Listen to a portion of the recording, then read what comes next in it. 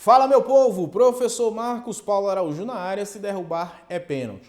Desde já, eu quero a sua companhia até o final desse vídeo, para que eu te mantenha informado sobre como agir, o que deve fazer, para que você possa ter o seu direito garantido. Nós vamos falar sobre a revisão da vida toda. Se você é aposentado, se você é pensionista, se você estava vinculado ou inscrito no regime geral da Previdência Social em período anterior a 99, esse vídeo é para você.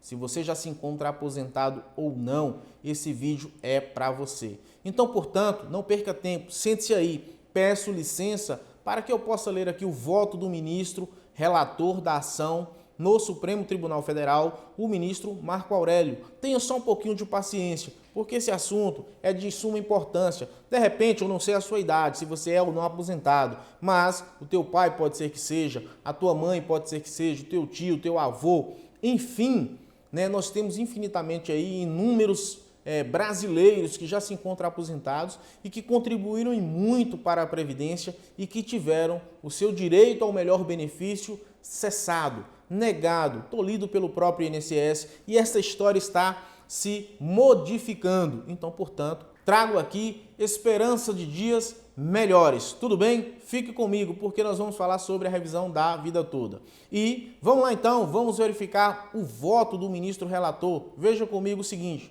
na íntegra. Olha, o ministro Marco Aurélio é o relator desse caso. Eu abordarei aqui para o vídeo não ficar muito grande, alguns pontos que eu separei, que eu reputo como sendo relevantes para que você possa entender. Olha o que diz o ministro nesse trecho. Cumpre ao Supremo definir a compatibilidade ou não com a Constituição Federal do direito de o segurado escolher o melhor benefício, considerada a mudança do regime previdenciário promovida pela Lei 9876. O que diz aqui o Supremo? O que diz o ministro? Olha, quem vai decidir se houve ou não, o que é melhor ou não para o segurado com a alteração da legislação infraconstitucional que está abaixo da Constituição, a Lei 9876 de 99, né, e a Constituição Federal, quem vai decidir dizer se é bom ou não para o segurado é o Supremo. E esse julgado já começou a acontecer, meu querido. É por isso que nós estamos gravando esse vídeo.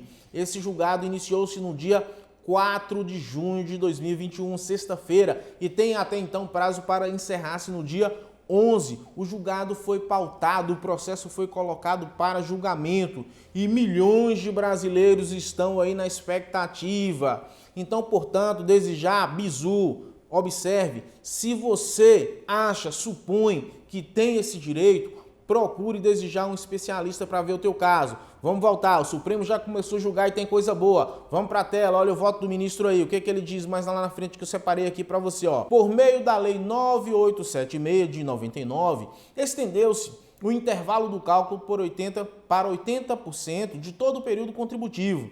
Ao fazê-lo, o legislador incluiu regra de transição em favor daqueles que já eram filiados ao regime geral da Previdência Social quando da publicação do diploma, limitando o cômputo ao exercício de 94. Como assim? O que a lei disse? Olha, de 99, quem se ingressar após essa lei 9876 de 99, o cômputo será de 80% sobre todo o período contributivo. Todo o período em que você contribuiu para o INSS. Ok, mas quem vinha antes de 99, como é que fica essa situação? Aí a lei disse, olha, nesse caso específico, o que nós vamos fazer? Nós vamos aproveitar as contribuições desse segurado de julho de 94 para cá, em que a inflação, em tese, segundo eles, a inflação era mais estabilizada. Então, portanto, de julho de 94 para cá, nós vamos aproveitar as 80 maiores contribuições. E aí, o que o Supremo diz? Eu vou falar no final. Vamos ver o restante aqui do voto do ministro relator. Vamos para a tela. Olha o que ele diz aqui, o ministro, lá embaixo. O projeto de lei propõe a ampliação do período de base de cálculo de forma que se utilizem todos os salários de contribuição, tornando-se como termo final a competência de julho de 94. Ou seja, vai pegar todo o período, né, e aqueles que já estão inscritos, né, digamos assim, em período anterior, vai pegar a competência de julho de 94, beleza? Contudo, o artigo 4º do projeto de lei possibilita o cômputo do salário de contribuições apurados em um período até 20% superior ao número de meses decorridos desde julho de 94, ou seja, permite, conforme o caso, impõe a utilização de contribuições anteriores a julho de 94, período em que se sabe ser caracterizado por períodos de inflação elevada e por diversos planos econômicos, com os mais variados índices e indicadores. Mais adiante ele diz, olha, de outro lado, ao se exigir que todo período contributivo seja considerado no cálculo do benefício, está-se-á prejudicando os segurados que não têm como manter uma contribuição constante e uniforme durante toda a sua vida laboral. Ou seja, gente, o que acontece? Nós sabemos que você não consegue, ao longo dos anos, principalmente que trabalha na iniciativa privada, manter aqui a sua contribuição sempre no teto, isso oscila muito. Então, portanto, você pegar esse período todo, e jogar como para ser base de cálculo, vai causar um prejuízo, porque é muito mais vantajoso para o segurado, muito mais benéfico para o segurado pegar 80% das maiores contribuições do que 100% de um todo, em que esses 20% aí nós tivemos de umas contribuições diminutas. E isso nós sabemos que acontece não em razão do interesse ou do desejo do segurado, mas por conta dos riscos sociais que acontecem. Você fica desempregado, você não tem como ganhar dinheiro, você não consegue contribuir no teto, isso acontece muito. Não é verdade? Nós sabemos, sejamos francos, então é isso que diz. Se a gente pegar um todo, vai acontecer o quê? Vai causar um prejuízo para o segurado. E o ministro Marco Aurélio fala isso aqui no seu voto. Vejamos o restante do voto. A regra de transição não contempla com homogeneidade as situações individuais. Daí a importância de recorrer-se ao intérprete do direito para observar os princípios constitucionais, assegurar a teleologia da norma direcionada à proteção dos segurados em face dos critérios mais restritivos decorrentes da nova disciplina. Indaga-se, sob o ângulo da razoabilidade, seria legítima a imposição de regra de transição mais gravosa que a definitiva? A resposta é desenganadamente negativa.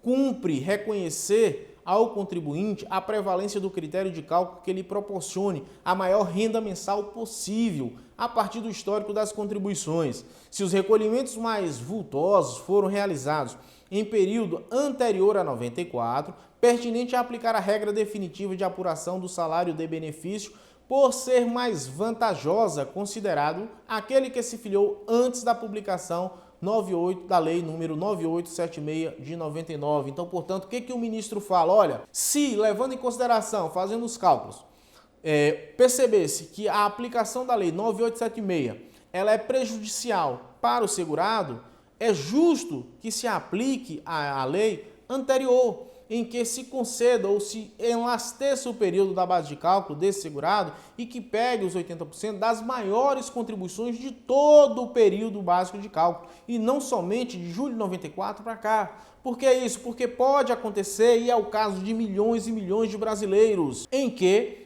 teve a sua maior contribuição justamente em período anterior a julho de 94 e que de repente você esteja nesse grupo e que de repente o seu direito esteja sendo lesado. E você precisa ir à justiça.